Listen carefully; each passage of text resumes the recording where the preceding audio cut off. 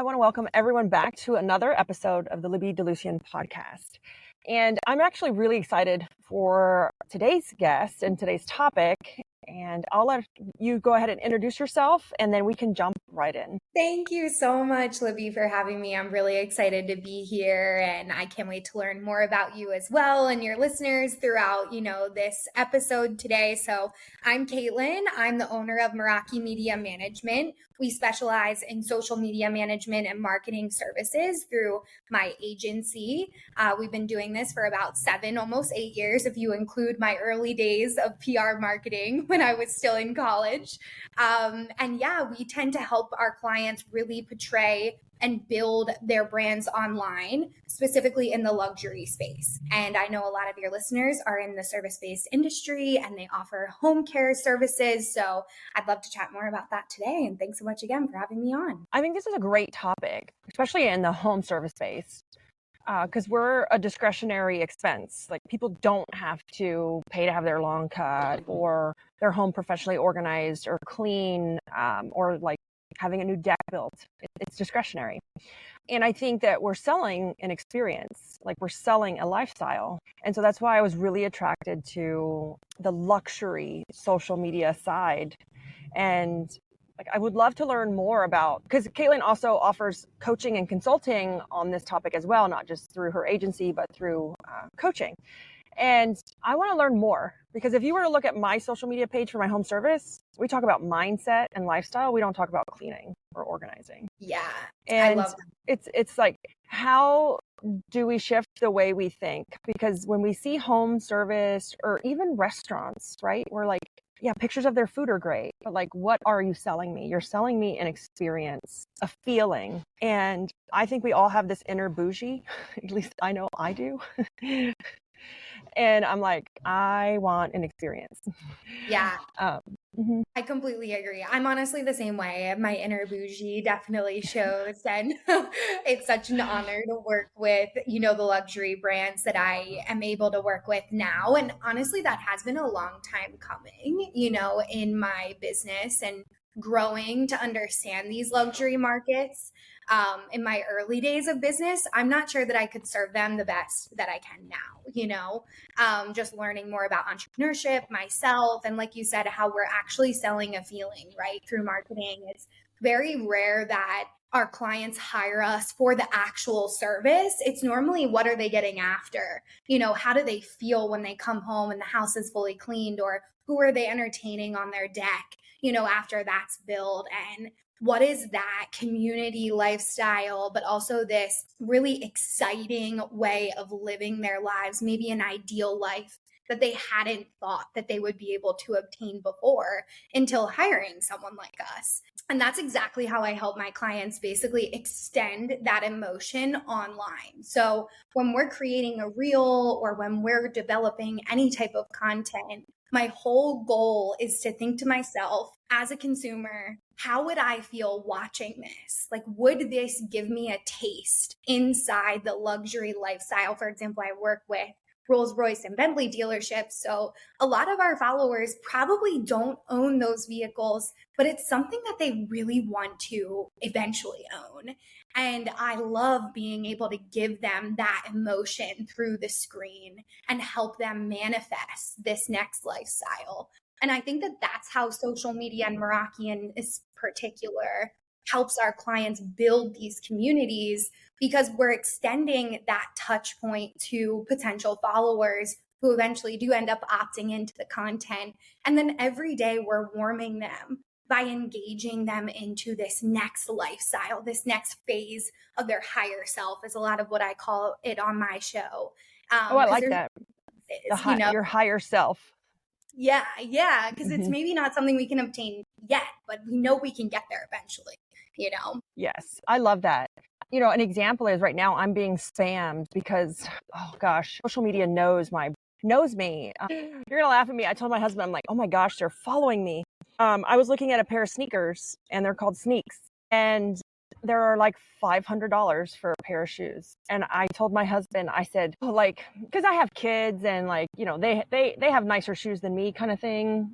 we're in that stage, and I've always been a really simple person, but as I've gotten older and like learned, that like I call it my inner bougie self, it's just my inner bouginess, but maybe my higher self. I told my husband yesterday, I said, I'm going to end up buying these stupid shoes.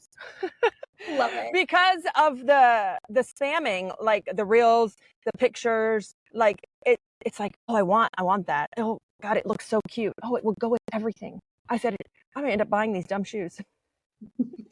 And then everywhere I turn around, they're hitting me with another ad, and I'm like, man, their marketing is really good.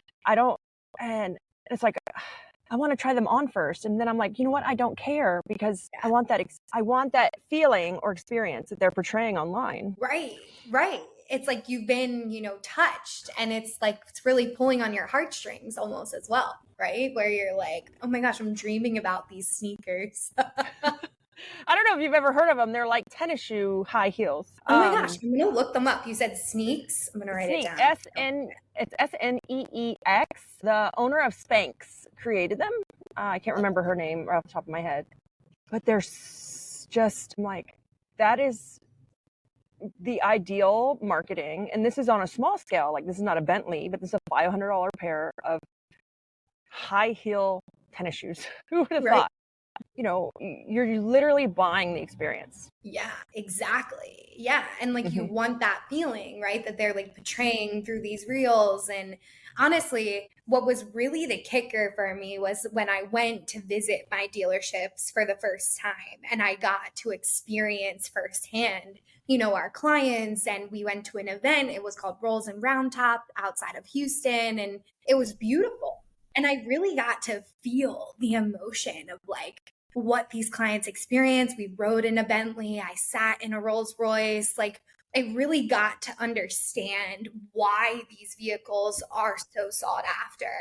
And that's kind of like the Sneaks too, right? It's like, that's what I want. I envision myself, my higher self, in those sneakers, in that car.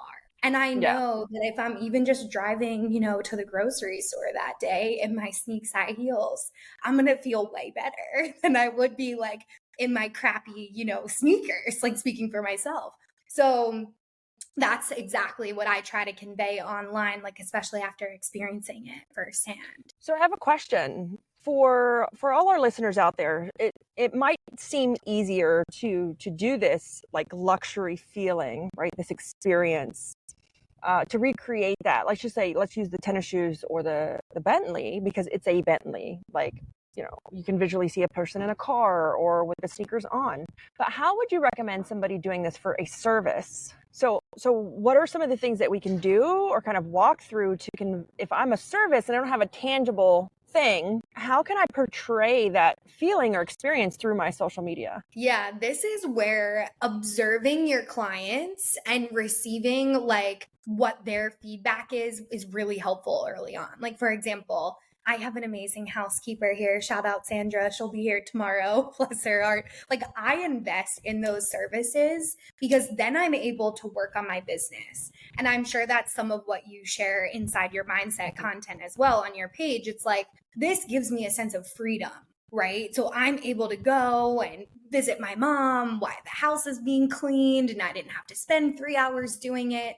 And I can trust someone to do it well. So then what are we actually selling, right? Like I always say at Meraki, I'm selling my clients time because they don't have to worry about their social media. A lot of us in the service-based company and side of things is we are selling time. We're selling freedom. So that's that emotion that we want to convey online. So I always think about like a door opening and that sigh of relief when I like walk into my bedroom and everything's put away and, the chaos is settled down. We're heading into the weekend. I'm entertaining and I didn't have to spend those 5 to 6 hours getting ready, myself. Same thing with the deck, right? It's like, what is that? Is it a new grill on top of the deck that I'm getting to cook out for some of my nieces and nephews, and I get to have them over and they're having the best time in the backyard. Holidays are a great way to optimize off of that because people are entertaining around the holidays. But every day, what is that emotion? Like, what are you selling? And then thinking about that visionary into a reel. So that's what I always go back to if any of our listeners are struggling with, like, what am I actually selling at the core? I'm selling that feeling of freedom, sigh of relief, maybe even sense of safety, right? When it comes to things like decking or even like cleaning, right? An organization. Hey, I feel safe when I walk into my closet. It's not chaos every morning and I'm stressed out, getting ready for the day. So that's what helps me. And then I just start to encompass that into a reel and think about different types of videos that I could even create. Even when you're recording at a client's house, of course, you have to ask for their consent. If you're able to share that online and you can have them sign a formal form. But it is your content, right? So you can add words over top, add trending audios, hashtags, location hashtags are great to kind of touch point all your different locations that you serve. And then of course posting that. So that's how I like to think about it in the, emotional side of marketing. I think I love that. And I think, especially in the service industry, one of the reasons we struggle with that is because we wouldn't pay for that service ourselves. Like, we aren't our own customer. Yeah. And so we don't know that feeling. And one of the best things I ever did in my life was let my own cleaning company clean my house. Yeah. And then now, like, when I walk in, I'm like, oh my God, please, kids, don't touch anything. Like, Right. leave it like this. And I think we struggle because, like I said, we're not typically our own customer. And so we don't understand the feeling or the sense of relief. But, really diving into our customers and feedback is important. And I want to go to, you said something about hashtags. Yeah. I don't know anything about hashtags, I'll be honest. My 27-year-old, he runs our social media organic marketing. And yeah, he's been doing it for years. He is good. He's good at it.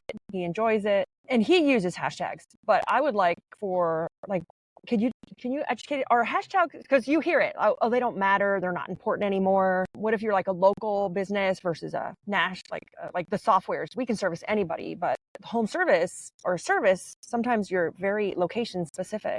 So are hashtags really important? Yeah, it's such a good question. You'll hear it all the time, like you said. Other, agency managers will say, hashtags are horrible, don't do them. In my mind, right, like we've actually A/B tested this.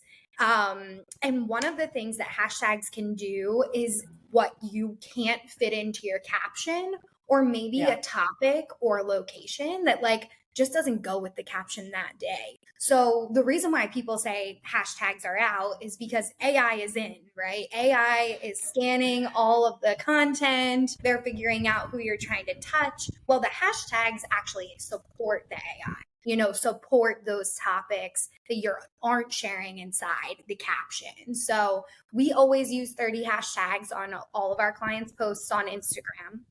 That's the max amount of hashtags you can use per post.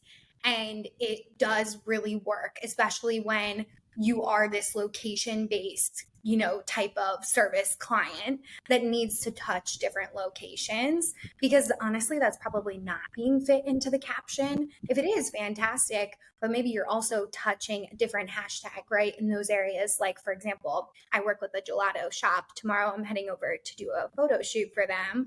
And we always include PA eats, like PA travel, because a lot of people actually travel to this location in this town. And when they're searching those hashtags or searching that on Google, in fact, it's actually pulling some of those posts from Instagram as well, because all of these platforms have connected on the back end. So basically, hashtags just support those topics for Google searches, like I said, even sometimes on LinkedIn searches, Facebook, and Instagram. So that's why we do hashtags. So, man, okay. I never thought about the hashtags helping the AI scrape, right? Yes. That makes a lot of sense. And then when I'm searching on Google, let's just do an example. Do I actually have to search the exact hashtag, or can I just search PA eats? Is it going to pull it from a variation of of common words? or is it got to be the hashtag itself with PAE? That's a great question. You can test this, right? In my experience, the PAE just works because it's kind of picking up that it's a topic with the SEO side of your Instagram account. And that's something, again, you could A/B test. And if you don't utilize SEO or Google, that may be something that you want to look into because it would, of course, help your reach. And a lot of service-based businesses will benefit, from optimizing their Google pages. Actually, my local networking group, because I am not a Google educator, but I can share, what I know about it on the higher level. They even have like different questions, Q&A that you can add to your Google page, which you should definitely take advantage of. You can do like 2 a day, and that will help your reach. And you can also say like, where do you service, right? Yeah. And then list all those locations. So those types of things are helpful to reinforce the Instagram post of the hashtag. Again, in my experience, that's what we've seen, but it should just automatically pull as well. And if it doesn't now, it should in the next few months as they continue to tweak this AI. Yeah. So as far as Instagram, you use about 30. Do you have any recommendations for like Facebook or LinkedIn? Yeah, around Facebook, normally like 5 to 10 is good. Some people don't want any, over there at all. If we do like a specific post, I'll say like hashtag Super Spec Saturday, right? Or a specific like Feature Friday. We'll do a hashtag for that. Sometimes I'll add like 2 or 3 extra, again, depending on the client. If they don't use Instagram, I will use hashtags over on Facebook because their SEO is probably being pulled from Facebook. If they use Instagram, little to none works for Facebook.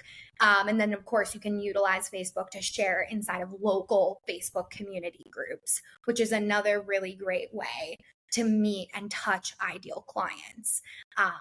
And you just want to make sure inside a Facebook group. Yeah. So when you search a Facebook group, they'll have like entry questions. Some will say no promotions. So probably not our page to be, and then some say promotions are necessary. Now, if there isn't a promotion available, I highly recommend as a business owner, create your own Facebook community group for your local community. It will benefit you, and you can even have other businesses promote inside of that. People will join the group. They'll ask questions. Another place, an area, if you can't promote, but people are asking a question, hey, do you know a good cleaning service? In mom groups, they ask this a lot. Questions around those. Those are groups you should just be in. And you can always have other friends join them, shout you out. If you can't have a look at those, other people that work on your team are also able to say, hey, I work for this company, would love to help you out if you're still looking for this service.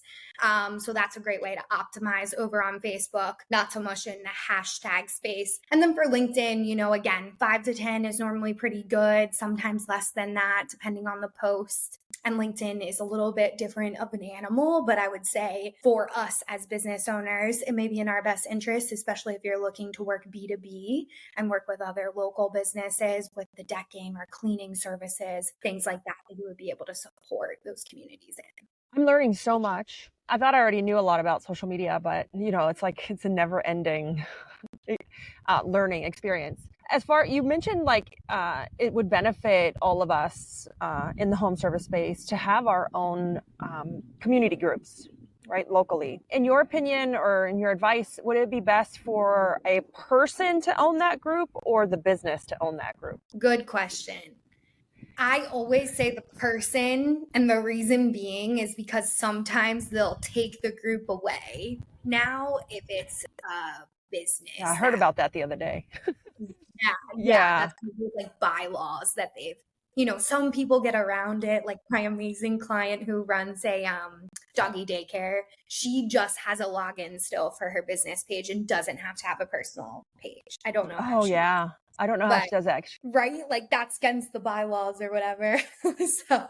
But they haven't done anything with it. And I'm actually the admin of the page. So I think that supports it. Like somebody still takes ownership, right, of the page. So the same thing can happen with the groups if you don't have a singular person own it. Yeah.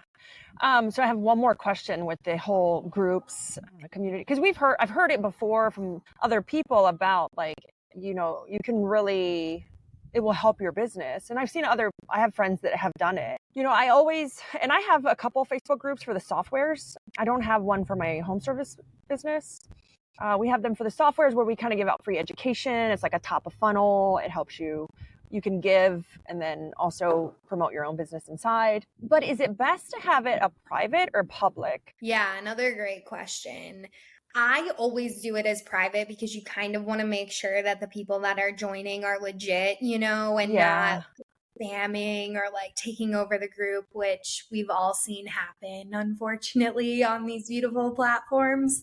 Um, so I just prefer that questions as well. Like a lot of our local groups will say, what is the elementary school like in this town? It's like you have to actually live here to join it. So you can have all of those types of security questions. And then, of course, you can approve them, right? So that's another time consumer as a business owner, which if you don't have a top of funnel, like you mentioned, this is worth your time because it will help you build business. But if you don't have somebody that can do that and maybe you don't have the time to do it, I would encourage like hiring someone like yourself internally and family that can support you, that knows a little bit more about these things. Or, of course, you can hire someone like us as well, or even another agency that's local to you, and they can support you as well. This is something we do for our clients all the time. So I actually belong to all the local groups and we promote in them for our clients too. Oh, okay. Nice. I like that. I know there was some, and I think they've gotten shut down now, like some bots or AI spammy things that could join Facebook groups and like comment. But I think, everybody loves AI, but there's the other side of that, that they're going to catch people much faster and easier now doing not so great stuff Yeah, in those thank groups. goodness, right? Like let's keep it positive. It's called social media, right? For positivity. That's what I believe in. So yeah, I feel the same way. So as a business owner, you're a business owner, most all of our listeners are business owners. Where do you think that social media is going, right? So we hear the whole SEO is dead, right, because of AI. And the traditional blog writers that writing blogs that we've had, and then you see certain things kind of come and go, and then now AI is here, and then like Facebook just hired, oh gosh, the young kid that started ChatGPT, OpenAI. I don't know if you've seen that, because they're going to do some crazy stuff, I guess, over in Facebook. But as a business owner, where do you really feel that we should be putting our time? Like, where do you see the future of social media going for our businesses? Yeah, this is such a great question. I actually haven't gotten this one in a while. I believe in consumers and like clients, that's why I'm on the platform. So I believe in that authenticity piece, which has really become a buzzword nowadays. Mm-hmm. But when I think about my company and how I service my clients as a service-based business myself, I genuinely care about my client. Like some of them have become amazing friends of mine, right? And I'm sure a lot of our listeners feel the same way. It's like business is personal on a certain level, right? And the connections that you build, and the love that you have for your community. I don't believe that that piece is going anywhere. I actually think it will become the opposite, where like we at Meraki, we utilize AI where we think it's necessary. Mm-hmm. Assistance with editing pieces, to create efficiency. We ask it questions based around industries, but we still always go back to our client, right? They know their business best. They know their clients best, and they understand themselves and what they're looking for. If not, then maybe they're not ready to work with us on our agency side. So that's the way I approach business as a whole, where we keep that personalized touch. Like we actually don't utilize bots to even manage our direct messages. I still have a personal team member that authentically does that for our clients, like manually going in. And I'll never remove that because I believe that people can feel that energy and it helps them. Now, some clients of mine, because they are so robust, and like a lot of our listeners may service a lot of people, may get a lot of DMs, and it's overwhelming to answer. That's where something like auto reply is perfect, which you can set up directly through MetaSuite. And that will get back to your clients right away. They can call a number, they can schedule a call through a link, yada, yada.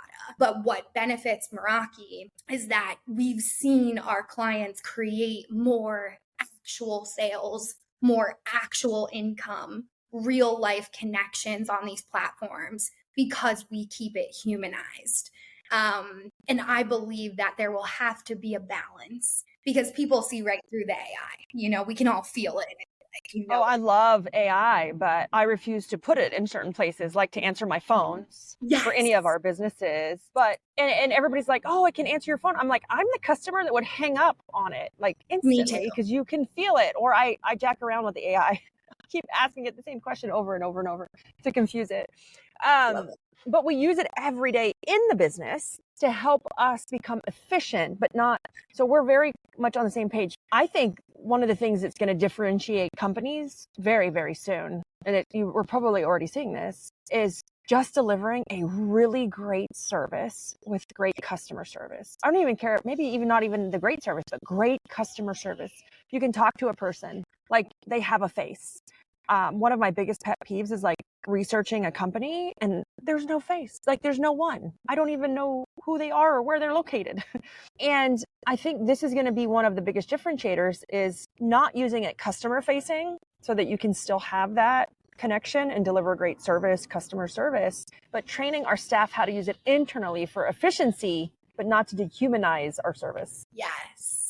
Like you said it perfectly. I completely agree. And there is that fine line, where now my team is trained in AI, luckily. So they use it again in the perfect amount. And then like when they have questions, they just come to me because I'm the face. Like you said, it's almost like this trust, right? That's been lacking, unfortunately, in the social media world for a long time already. And AI may just start to exasperate that antitrust right over time.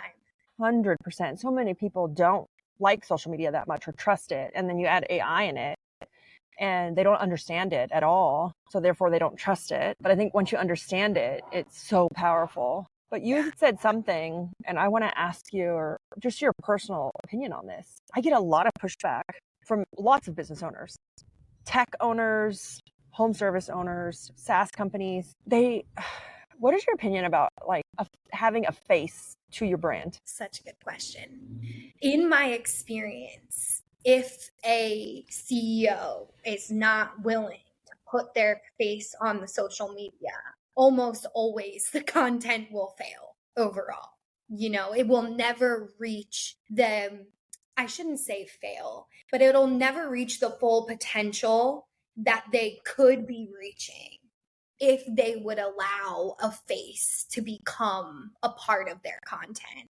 We see a lot of things like faceless accounts. In my mind, that's a beautiful way of creating a community, but how much does that community actually know you, right? How much do they actually feel that connection to you? Would they buy or purchase a product?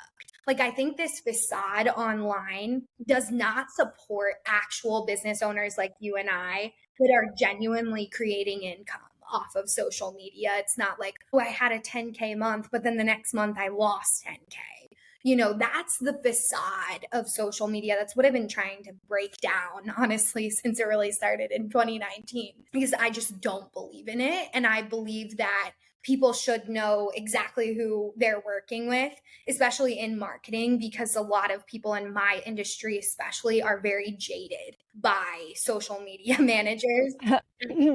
Our industry has the same thing with marketing agencies. Yeah.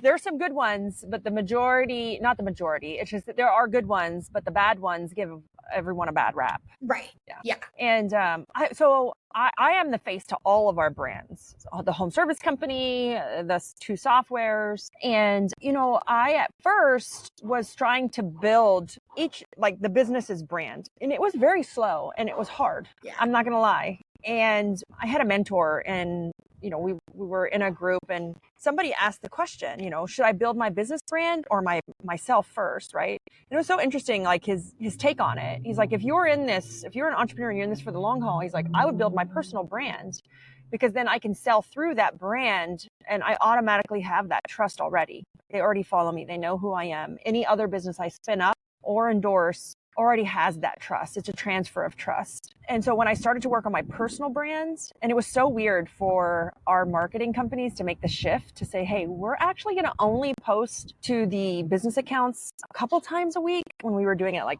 7 times a week, once a day, and actually put the efforts over to kind of build up that face, that brand. We actually saw a lot of momentum, and it was weird because we were like, but we're only posting to the business page like once or twice a week.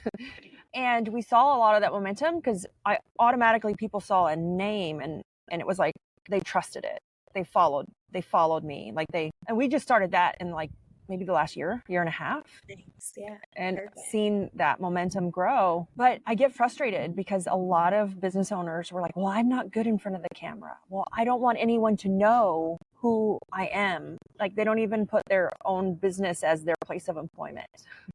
And, my response typically is, what does your business really need right now from you? What do you want to do? What does your business really need? And in the software space, it's the same. A lot of founders are technical founders, which means like they're very techie, they're coders, they're not comfortable in front of people, but then they struggle because they can't grow it outside of the brand. Yeah. It's like you're in a bubble or in a box. Right. Then that's exactly how I see it too. Like, there's actually a perfect example of what you shared. People really want to connect with people, like we see the shift in consumerism, which I think is so smart of you to have leaned into this a year ago.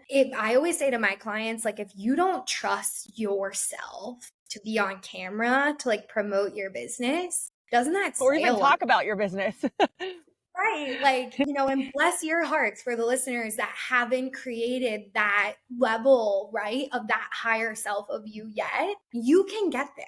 Like, this is just an identity piece. This is just a belief. It has nothing to do with your product and service, right? It's about you now catching up. And if you can't stand behind your brand, it's almost like going down with the ship, right? Like, this company is everything. I put my heart and soul into it. That's actually what Meraki means, is put your heart and soul into your work.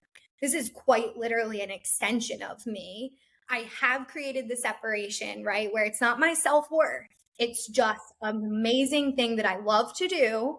And it's a part of me, but it's not my whole self-worth. It's not my whole identity. But I do definitely identify as the CEO, as Meraki Media Management, and I love this company, and I love my team, and I believe in what we do. And that's the trust piece that you've been able to endorse through your personal brand as an extension to all of your businesses, And it's funny because everybody's, but Libby, I suck on camera. I'm not as good as you are. And I don't even consider myself good.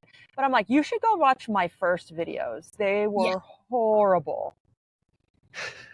Been there. Like, you have to start, and you're going to suck when you start. but when you start, you get it over with. Like, you're like, okay, well, that wasn't so bad. And it's okay to not be great or like critique it. And I would never rewatch any of my stuff. I would just do it and I would call it done, and it's good enough. Like, exactly. What would you say if someone's like, well, can I hire someone to be the face? It's a great question. I think it depends on the business and it depends on the brand, because if you want, okay, here's the flip side of it, right? It becomes a legal issue. Like, what if this person that you bring on to be the face of your brand does not represent the brand in the way that you envisioned it?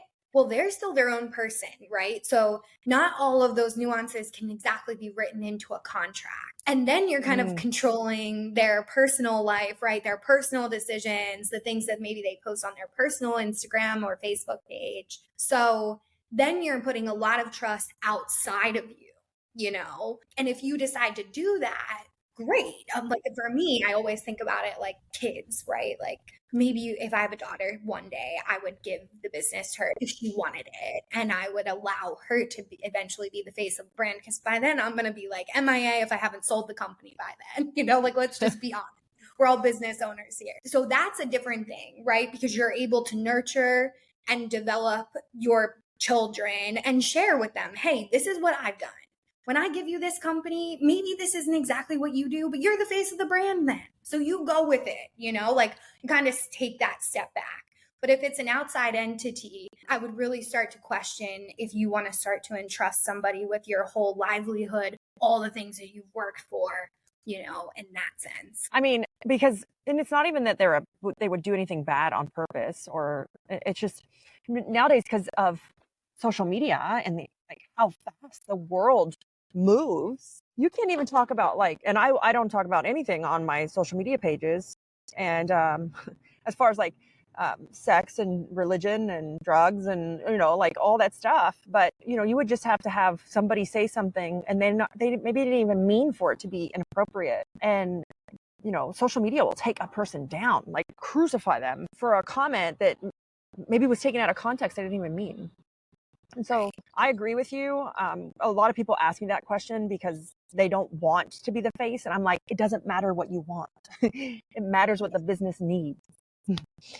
And I always advise against it because I'm like, what if the person leaves? What if they don't want to do it anymore? And you have to change the whole face of the brand when all that time and trust has been established, and then it's just kind of gone. So I love that topic. So before we've been on for a while, but before we wrap up, for all of our listeners, if you're in the service space, do you think like there's one platform that's the best, or should we kind of divide and conquer our efforts? Like I heard you talk about Instagram, and I'm assuming Instagram is kind of like your sweet spot, but should we be focused on all of them or one of them? It's a great question.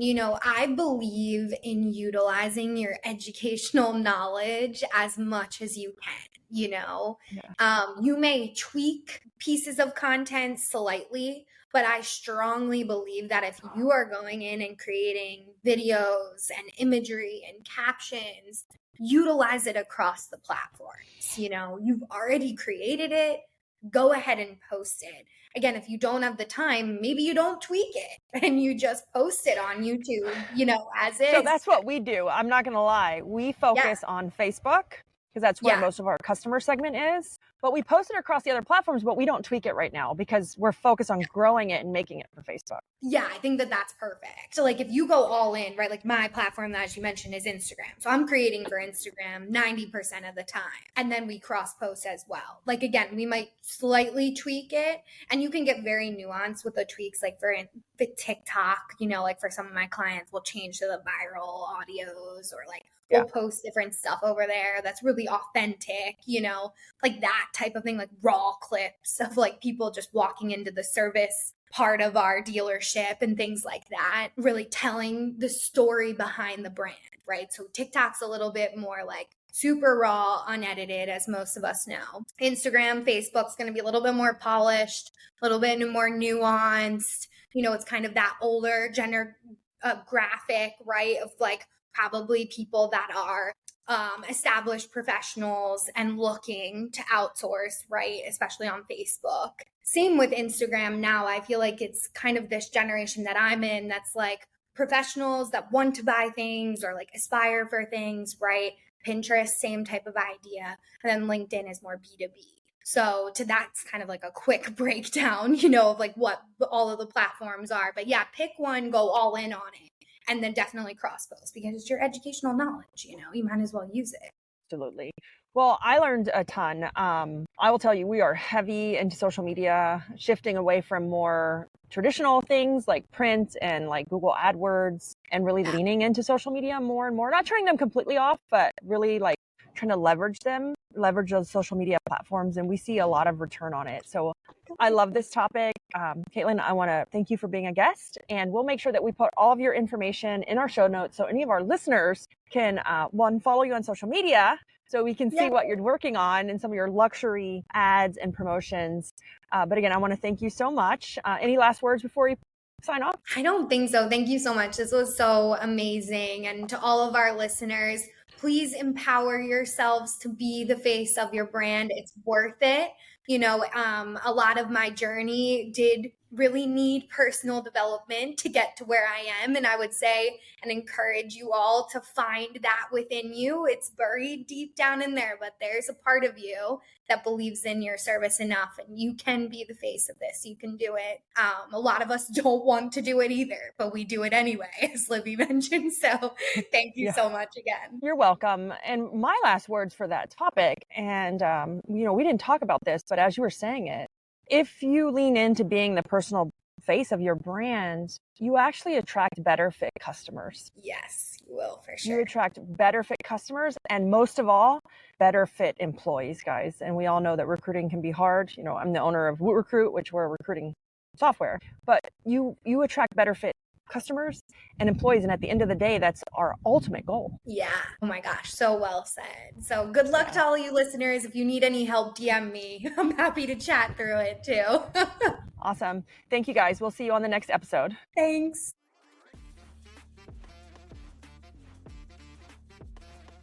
Hiring sucks, right? Sorting through bad applications, ghosted interviews, and wasted time. It's all exhausting. That's why we built WootRecruit, the hiring system designed to attract and convert the right people for your business fast. What are some of the benefits? Well, you get more qualified applicants without lifting a single finger. Increase your show rate, eliminate the worry of ghosting. Track every single step of our process with real-time data. If you're tired of hiring headache, go to wootrecruit.com and let us start filling your open roles today.